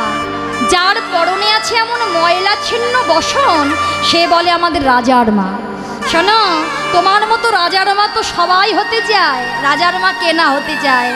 তবে শোনো কাঙালিনী ভিখারিনী, তোমার মতো মা মা বলে সবাই আসে, আবার যে যার গৃহেও চলে যায়। কিন্তু আজকে একটা ভালো দিনে তুমি এসে পড়েছো, তাই তোমাকে ফিরিয়ে দিচ্ছি না। তুমি যজ্ঞাগারের অতিথিশালায় বিশ্রাম করো। যজ্ঞ শেষ হলে উদর পূর্ণ করে প্রসাদ পেয়ে ঘরে যেও, কিছুটা প্রসাদ দিয়ে দেব, নিয়েও যেও। প্রথম দ্বারে দাঁড়িয়ে আছে মা মা, আর দ্বিতীয় দ্বারে পিতানন্দ মহারাজ এই একইভাবে বাধাপ্রাপ্ত হয়ে দাঁড়ায় আছে। তৃতীয় দ্বারে ব্রজ রাখালগণ বৃন্দাবনের বনফলে নিয়ে এসেছে বাবা। ভগবান কৃষ্ণ কিন্তু বৃন্দাবনের বনফল খেতে বড় ভালোবাসে না। আর এমনভাবে দেখো, এই যে আপন জন ভেবে সখারা সবসময় ভেবেছে মা যে আমরা যেমন আমাদের ভাই কানাইও ঠিক তেমন। তবে হ্যাঁ, একটাই পার্থক্য, সে হচ্ছে রাজার ছেলে, তাতে কি হয়েছে? আমরাও রাখাল, সেও রাখাল। তাই ব্রহ্মফলটা চয়ন করেছে রাখালগণ কেমন ভাবে দেখো, বৃন্দাবনের বন থেকে ওই ফল একটা একটা করে ফল পারছে, আর ফল পেড়ে বদনে দিয়ে খেয়ে দেখছে। আর ফলটা যদি দেখছে খুব মিষ্টি, সেই অর্ধেক ফল, আধো খাওয়া ফলটা না তারা ভাই কানাইকে দেবে বলে ওই ধরার অঞ্চলে তারা বেঁধে এনেছে। আচ্ছা বাবা বলো তো, তারা যদি জানতো কৃষ্ণ ভগবান, কানাই ভগবান, ভগবানকে কেউ কি উচ্ছিষ্ট ফলটা দিতে পারত? এটো ফলকে দিতে পারত না। তারা জানতো আমরা যেমন আমাদের ভাই কানাইও ঠিক তেমন। তাই আধো খাওয়া ফলে নিয়ে ডাকছে, কানাই তুই কোথায় আছিস? তোকে তো দেখতে পাচ্ছি না, একবার দেখা দে। কিন্তু দাড়ির কাছে বাধাপ্রাপ্ত হয়ে দাঁড়ায় আছে। দাড়ি বলছে তোমরা চলে যাও, আমরা কোনো কানাইকে চিনি না, দ্বারকাধিপতি কৃষ্ণকে চিনি, কৃষ্ণকে চিনি, কানাইকে চিনি না। দাঁড়ায় আছে। চতুর্থ দ্বারে রাধারানী সখীদেরকে নিয়ে গিয়ে বলছে, দাড়ি দাঁড় ছেড়ে দে, আমরা যোগ্য দর্শন কৃষ্ণ দর্শন করব। দাড়ি আমার কথা শুনে বলছে, এই যে তোমরা কে? যোগ্য দর্শন কৃষ্ণ দর্শন কিন্তু মুখের কথা নয়।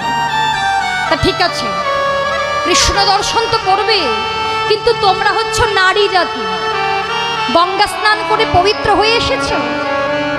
যেই বলেছে বৃন্দাদূতি তো ক্রধান্বিত হয়েছে। হ্যাঁ, আমাদের কৃষ্ণকে দেখতে হলে গঙ্গা স্নান করে পবিত্র হতে হবে? ও দাড়ি, গঙ্গার উদ্ভব কোথা থেকে হয়েছিল তুই তো জানিস, তোদের ওই যজ্ঞাশ্বরের কৃষ্ণের চরণ হতে, তাই তো? গঙ্গার উদ্ভব হয়েছিল ওই কৃষ্ণের চরণ হতে, যজ্ঞাশ্বরের চরণ হতে। ওরে ভব শব্দে শিব, শিব যার চরণ সাধনা করে না তোদের ওই কৃষ্ণের চরণ সাধনা করছে।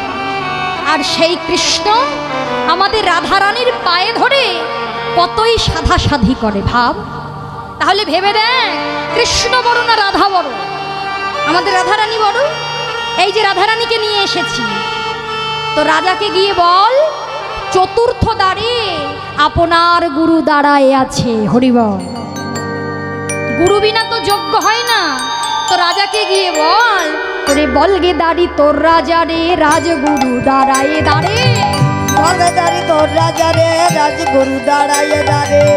গুরু বিনা কেমন করে যোগ্য করে তোর রাজা, গুরু বিনা কেমন করে যোগ্য করে তোর রাজা। যেই কিনা বলেছে অমনি ক্রধান্বিত হয়েছে দাড়ি। দাড়ির ক্রধাভাবে দর্শন করে রাধারানী বৃন্দার হাত ধরে বলে, ওরে বৃন্দারে, আমি একবার 100 বৎসর কৃষ্ণকে হারিয়েছি। আমার গোবিন্দের দাড়ির দাড়ি শ্রীরামকে অবমাননা করে হয়তো বা এই দাড়ির অভিশাপে এই জন্মে আরে কৃষ্ণ দর্শন হবে না। কিন্তু কৃষ্ণকে দেখতে এসে যদি কৃষ্ণ আমাদেরকে দেখা না দেয়, প্রতিজ্ঞা করলাম নয়নে পলক পড়বার পূর্বে যদি দেখা না পাই, প্রভাস নদীর কালো জলে প্রাণটা বিসর্জন দেব। চতুর্থ দ্বারে প্রতিজ্ঞা হয়ে গেল। শুধু চতুর্থ দ্বারে নয়, প্রথম দ্বারে যশোমতী মাও একই প্রতিজ্ঞা করলেন, গোপাল তোকে দেখতে এসে যদি দেখা না পাই, প্রভাস নদীর কালো জলে নয়নের পলক পড়বার পূর্বে তোকে দেখা দিতে হবে, না হলে প্রাণটা বিসর্জন দিয়ে দেব। দ্বিতীয় দ্বারে পিতা, তৃতীয় দ্বারে রাখাল সবাই একটি প্রতিজ্ঞা করলেন। আচ্ছা একটা কথা, এই বাড়ির যিনি মারা গিয়েছে আপনাদের পিতা তো? হ্যাঁ, আপনাদের পিতা যে মারা গিয়েছেন, তো আপনি যে অন্ন বস্ত্র দান করছেন, আপনি এসে সেটা দিয়ে যান।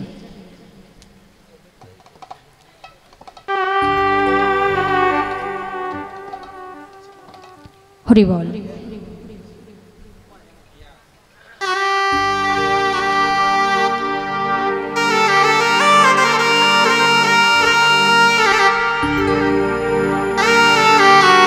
রাধে,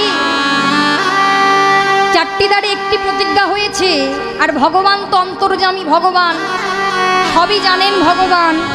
এবার ভগবান কি করছে মা, যজ্ঞের পূর্ণাহুতি দিতে চলেছে। এবার যজ্ঞের পূর্ণাহুতি দিতে যাবার সময় ভগবান অন্তরে সবই কিছু জানতে পারলেন, আর ভাবলেন সর্বনাশ, এইবার কি হবে? আমি যদি মাতা পিতা রাধারানী গোপগোপীর কাছে ফিরে না যাই, সবাই প্রাণটা বিসর্জন দিয়ে দেবে। তাই শীঘ্র করে ভগবান সেদিনকে বলরাম দাদাকে বললেন, দাদা আজকের যজ্ঞের পূর্ণাহুতিটা আমি আর দিতে পারলাম না, তুমি আজকে যজ্ঞের পূর্ণাহুতিটা দাও, যজ্ঞের সকল ভার আজকে তুমি নাও। এই বলে ভগবান ধরাচূড়া মোহনবাসীতে সুসজ্জিত হলেন। ভগবান তো রাজবেশে ছিলেন, কিন্তু ব্রজবাসীরা ওই রাজবেশটা দেখতে চায় না বাবা। ব্রজবাসীরা পছন্দ করে ধরাচূড়া মোহনবাসী। তাই ধরাচূড়া মোহনবাসীতে সেজে ভগবান ভাবে যে আমি যদি এখন মায়ের কাছে ছুটে যাই, তাও মা কোনো সন্তান যদি মায়ের কাছে অত বছর পরে ফিরে যায়, মা কি পেলে ছেড়ে দেয়? ছেড়ে দিতে পারে মা? দিতে পারে না। তাই ভগবান চিন্তা করলেন, তাই তো আমি যদি এখন মায়ের কাছে ফিরে যাই, মা আমায় পেলে তো আর ছাড়বে না, আর সবাই প্রাণটা ত্যাগ করবে। এবার আমি কি করব? তাই ভগবান কি করলেন, বাঞ্ছা কল্পতরুর মূর্তিতে ছিল এক কৃষ্ণ, এক কৃষ্ণ ছিল, হয়ে গেল 4 কৃষ্ণ। 4 কৃষ্ণ হয়ে আজকে ভগবান আজকে 4টি দ্বারে চলেছে। কেমন ভাবে? বাঞ্ছা কল্পতরুর ভাবনা, কল্পতরুর ভাবনা, কল্পতরুর ভাবনা। ওগো দেখিতে দেখিতে কৃষ্ণ 4 কৃষ্ণ হল। দেখিতে দেখিতে কৃষ্ণ 4 কৃষ্ণ হলো। 4 কৃষ্ণ হয়ে তখন 4 দ্বারে গেল। যারে কৃষ্ণ হয়ে তখন চারি দ্বারে গেল। এবার চার কৃষ্ণ হয়ে চারটি দ্বারে চলেছে, কিন্তু প্রথম দ্বারে আছে যে মাতা, তা মা আমার কি করছে? দর্শন করলেন শত বৎসর পরে মা আমার, দেখতে পেলেন অদূরে দাঁড়াই আছে কে? শত বৎসর আগে যাকে দেখেছিলেন ছোট্ট গোপাল, সেই গোপাল।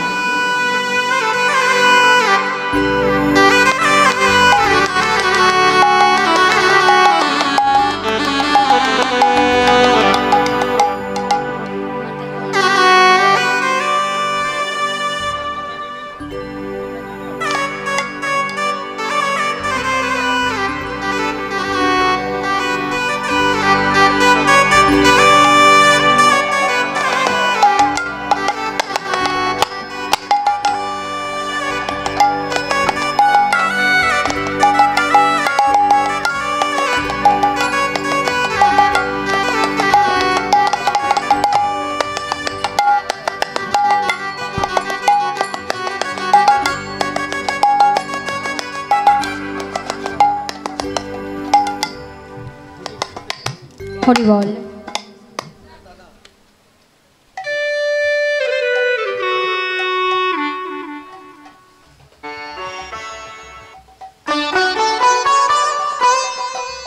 হরি বল।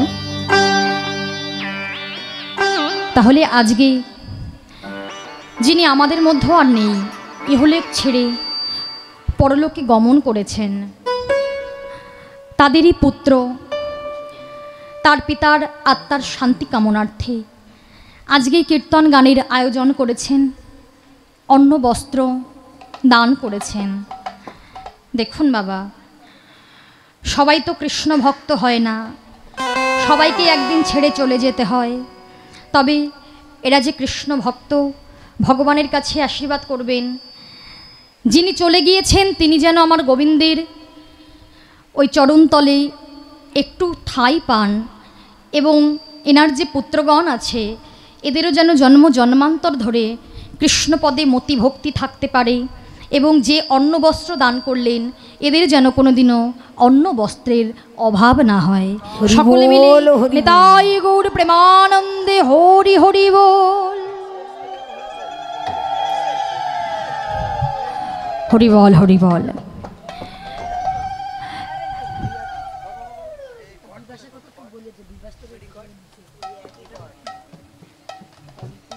হরি বল, হরি বল। আর আজকে আমি আপনাদের এখানে যার জন্য আসতে পেরেছি, আচ্ছা, যিনি মারা গিয়েছেন এনার দিদিও দর্শলনা দান করেছেন, ভগবান যেন তাকে কৃষ্ণ ভক্তিমতি প্রদান করে। হরি বল, হরি বল।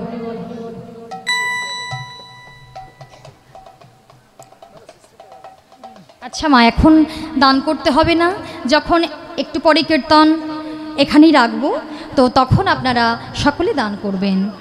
যারা যারা দান করছেন তাদের যেন কৃষ্ণপদে মতি ভক্তি থাকে। এবং আজ আমি আপনাদের সান্নিধ্যে যার জন্য আসতে পেরেছি, ওই যে পেছনে বসে আছে বিভাসদা, সেই যখন ধরুন আমার বিয়ের আগে তখনও আমি এখানে এসেছিলাম, বগুলাতে এসেছিলাম, ময়ূরহাটে এসেছিলাম, তো বহু বছর পরে আবার এসেছি, শুধু সে নিয়ে এসেছে বলে আশীর্বাদ করবেন। সেও কীর্তনের সঙ্গে যুক্ত, সেও যেন জন্ম জন্মান্তর ধরে এভাবেই কৃষ্ণ সাধন ভজনের পথে থাকতে পারে, কৃষ্ণমতি ভক্তি যেন থাকে। নিতাই গৌর প্রেমানন্দে হরি বল, হরি বল, হরি বল।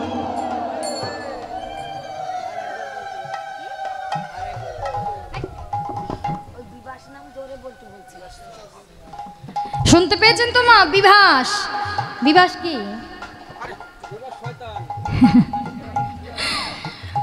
যাই হোক, রাধে রাধে। তাই আজকে প্রথম দ্বারে গোবিন্দ চলেছে, প্রথম দ্বারেতে কৃষ্ণ অমনি ধেয়ে গেল, প্রথম দ্বারেতে কৃষ্ণ অমনি ধেয়ে গেল, যশোমতি পেয়ে কৃষ্ণ কোলে তুলে নিল, যশোমতি পেয়ে কৃষ্ণ কোলে তুলে নিল।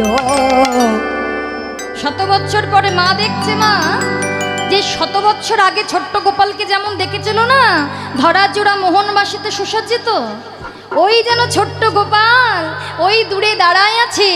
বাবা মায়ের আনন্দ আর ধরছে না, ছুটে গিয়ে আজকে গোপালকে কোলে তুলে নিয়েছে। কোলে নিয়ে বলছে, ও গোপাল, আমার গোপাল, ও বাবা দেখ দেখ, কতদিন তোকে নিজের হাতে ক্ষীর সর নবনী সেবা করাইনি। ও গোপাল, এই নে আজকে আমি নিজের হাতে তোর বদনে তুলে দিচ্ছি। ওরে খাউরে আমার নীলমণি, খাওরে আমার নীলমণি, খাউরে আমার নীলমণি, খাওরে আমার নীলমণি, কত বছর খাওয়াই নাই রানী খাউরে আমার নীলমণি। শত বছর খাওয়াই নাই, বলে একবার আমায় মা বলে না, শত বছর খাওয়াই নাই রানী আর মা বলে ডাকে, শত বছর বলে খাওরে আমার নীলমণি। এই বলে গোপালের বদনে ক্ষীর সর নবনী তুলে দিচ্ছে আর বলছে, বাবা তোর কাছে তো চাওয়ার মতো আমার কিছু নাই, আমি যে শত বছর মা ডাক শুনিনি, একটাবার তুই আমায় মা বলে ডাক। আহা, তাই প্রথম দ্বারে এমনভাবে মায়ের সঙ্গে পুত্রের মিলন হলো। এবার দ্বিতীয় দ্বারে গোবিন্দ আমার, দ্বিতীয় দ্বারেতে কৃষ্ণ অমনি ধেয়ে গেল, দ্বিতীয় দ্বারে কৃষ্ণ অমনি ধেয়ে গেল, আনন্দ পেয়ে কৃষ্ণ কাঁধে তুলে নিল, এ কৃষ্ণ কাঁধে তুলে নিল। ওগো পিতানন্দ, ওগো পিতানন্দ পেয়ে কৃষ্ণ কাঁধে তুলে নিল। আমার পিতানন্দ পেয়ে কৃষ্ণ কাঁধে তুলে নিল, পিতানন্দ পেয়ে কৃষ্ণ কাঁধে তুলে নিল, পিতানন্দ পেয়ে কৃষ্ণ কাঁধে তুলে নিল, পিতানন্দ পেয়ে কৃষ্ণ কাঁধে তুলে নিল। প্রেমানন্দ ভক্তি সবাই হরি হরি বলো, প্রেমানন্দ ভক্তি সবাই হরি।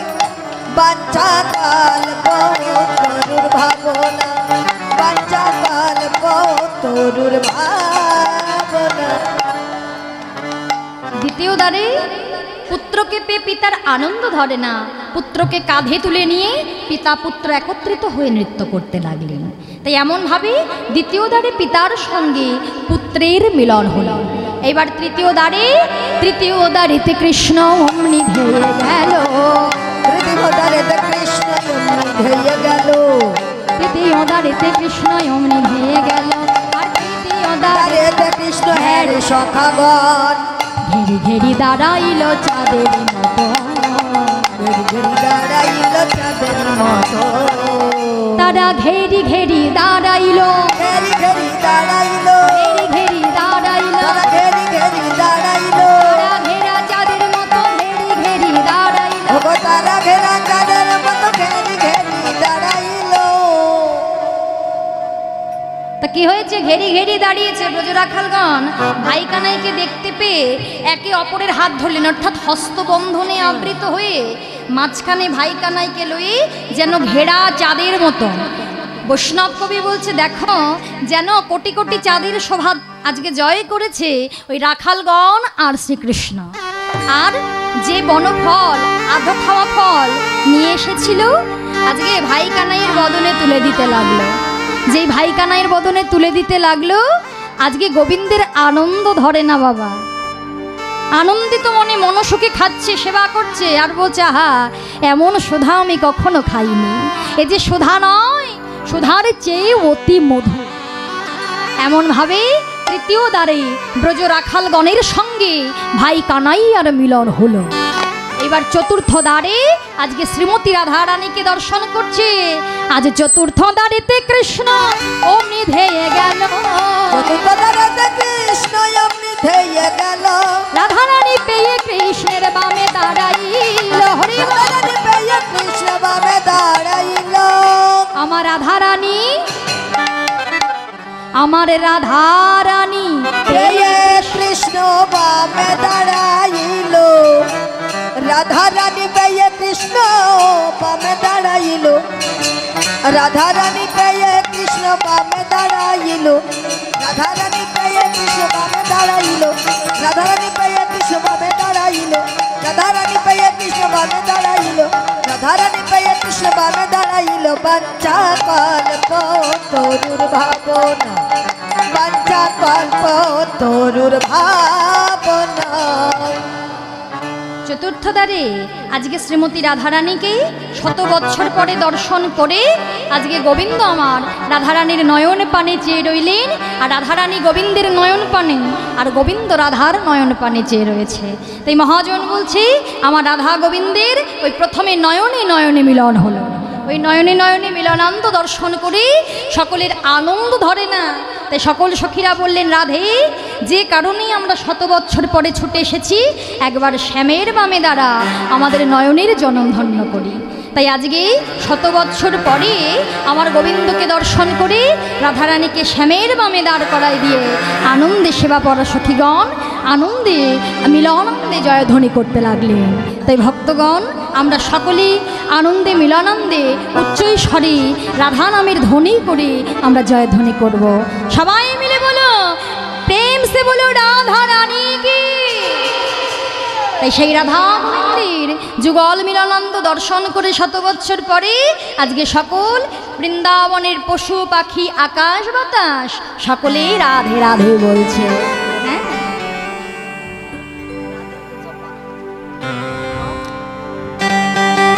রাধে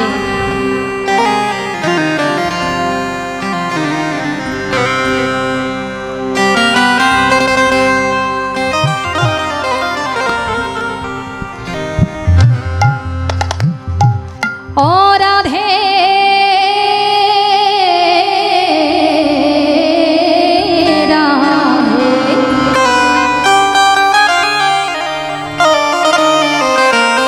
राधे राधे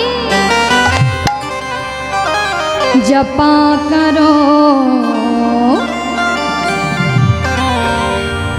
कृष्ण नाम रस पिया करो। राधे राधे जपा करो कृष्ण नाम रस पिया करो। राधे राधे जपा करो कृष्ण नाम रस पिया करो। राधे राधे राधे जपा करो कृष्ण नाम रस पिया करो। राधे राधे नाम जपा करो कृष्ण नाम रस पिया करो।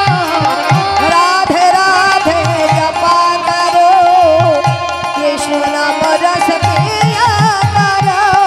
राधे राधे नाम जपा करो कृष्ण नाम रस पिया करो। राधे राधे राधे नाम जपा करो कृष्ण नाम रस पिया करो।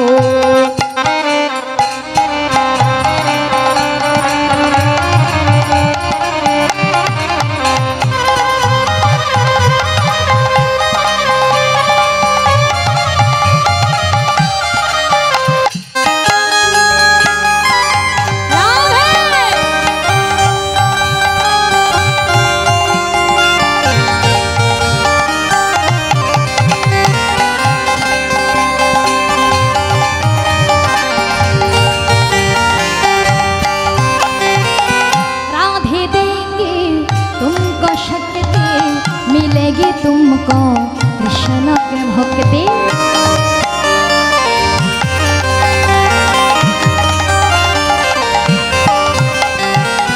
राधा दंगे तुमको संगते मिलेगा तुमको कृष्ण के भक्ति।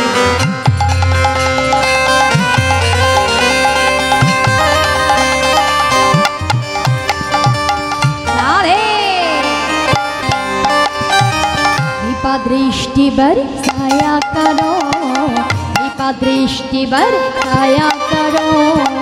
राधे राधे नाम जपा करो। राधे नाम जपा करो कृष्ण नाम रस पिया करो।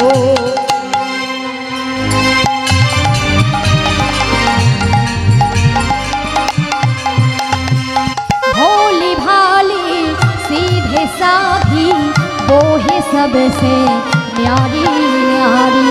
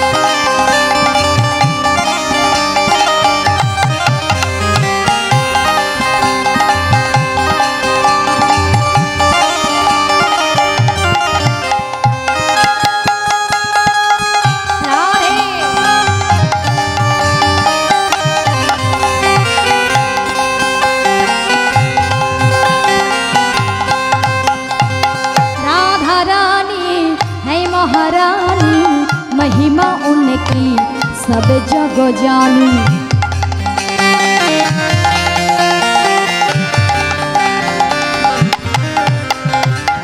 राधा रानी है महारानी, महिमायुन के सब जग जाने।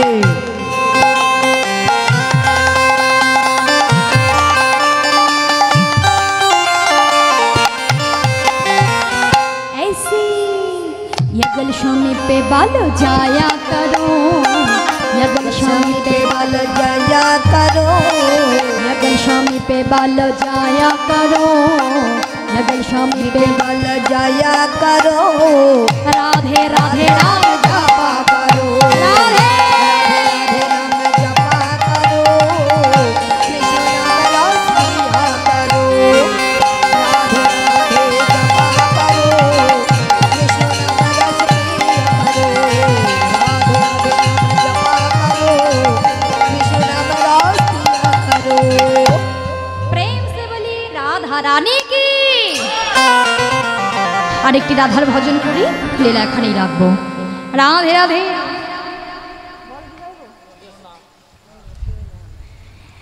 তাহলে সকলে মিলে উচ্চ স্বরে রাধা গোবিন্দের যুগল মিলনান্দে উচ্চ স্বরে যুগল মিলন, সকলে মিলে গাইব, উচ্চ স্বরে বলবো।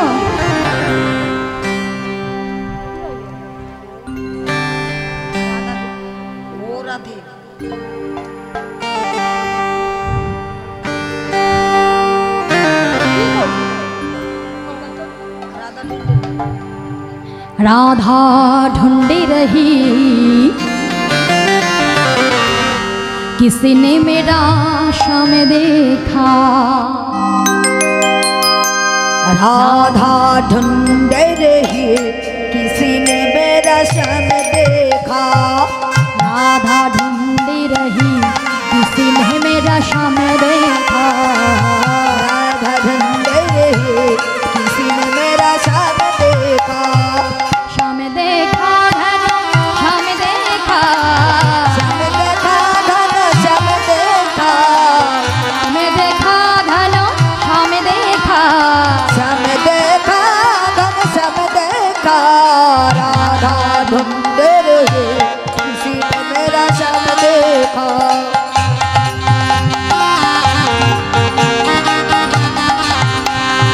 राधा तेरा शाम हमने वृंदावन में देखा। राधा तेरा सम हमने वृंदावन में देखा। राधा तेरा शाम हमने वृंदावन में देखा। राधा तेरा सम हमने वृंदावन में देखा। राधे राधे राधे राधे जपते हुए किसी ने मेरा शाम देखा। राधा ढूंढे रही, किसी ने मेरा शाम देखा।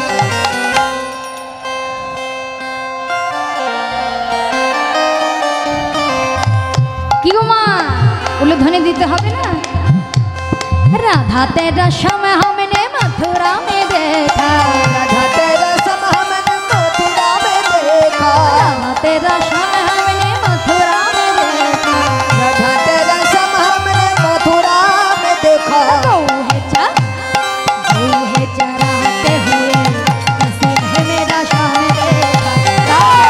राधा ढूंढे रही, किसी ने मेरा शाम देखा।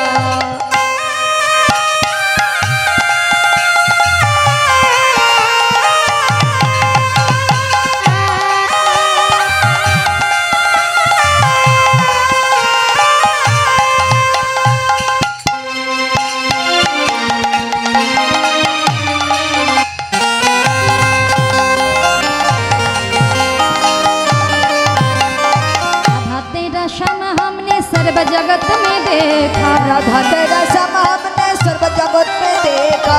राधा तेरा शाम हमने सर्व जगत में देखा। और राधा तेरा सम हमने सर्व जगत में देखा। राधे राधे राधे राधे जपते हुए किसी ने मेरा शाम राधे देखा। राधा ढूंढे रही, किसी ने मेरा शाम देखा।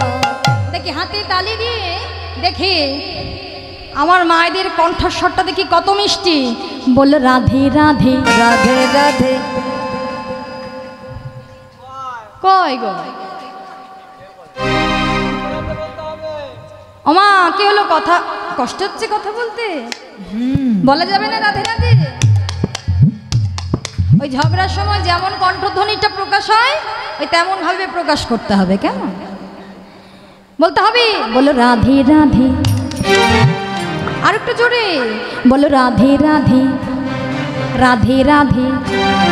হাতে হাতে করতালিটা দিতে হবে, বলে राधे राधे वृंदावन में राधे राधे, वृंदावन में राधे, गोवर्धन में श्याम कुंड पे, वृंदावन में केशी घाट में केलो बाबा तो मुखे कौन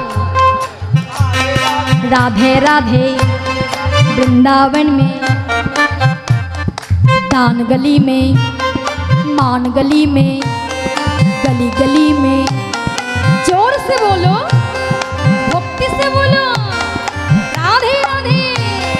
मदन मोहन में, कुंजवन में, कलियादहों में, राधे दान गली में, राधे राधे, भजप में, राधे राधे, निधुवन में, राधे राधे, श्याम कुंड पे, राधे राधे, गोवर्धन में, राधे राधे, राधे राधे, राधे राधे, दान गली में, राधे राधे, मान गली में, राधे राधे, गली गली में, राधे राधे, सेवा कुंज में, राधे राधे, कुंजवन में, राधे राधे, प्रेम से बोलो, राधे राधे, मदन मोहन में, राधे राधे, राधे राधे, राधे राधे, जोर से बोलो, राधे राधे, वृंदावन में, राधे राधे, राधे राधे राधे, बरसाने वाली राधे राधे राधे राधे, बरसाने वाली राधे राधे, बरसाने वाली राधे राधे राधे, बरसाने वाली राधे, राधे राधे, बरसाने वाली राधे, राधे राधे, राधे बरसाने वाली राधे।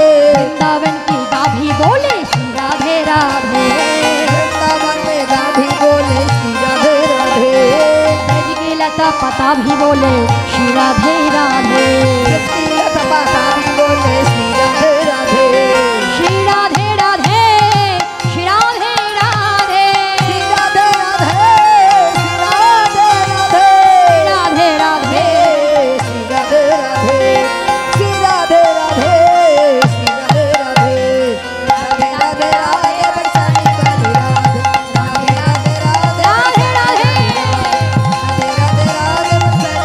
ओ राधे राधे राधे, राधे राधे, राधे राधे, राधे। प्रेम से बोली राधा रानी की, वृंदावन धाम की, जय ভক্তগণ কি রাধে রাধে। তেমন ভাবে সকল সেবাপরা সখীগণ শত বৎসর পরে আনন্দে মিলনান্দি রাধা গোবিন্দের যুগল রূপ দর্শন করে সকলে জয়ধ্বনি করতে লাগলেন। ভক্তগণ লীলা এখানেই রাখছি, যারা যারা লীলা স্মরণ করলেন সকলে দক্ষিণা দিয়ে তারপরে গৃহে ফিরে যাবেন। রাধে জয় রাধে রাধা গোবিন্দ জয় জয় রাধে রাধা গোবিন্দ জয় জয় রাধে রাধা গোবিন্দ ও জয় রাধে জয় রাধে জয় রাধে জয় রাধে জয় রাধে হরি বল হরি বল হরি বল রাধা রানী রাধে শ্যাম কি জয়।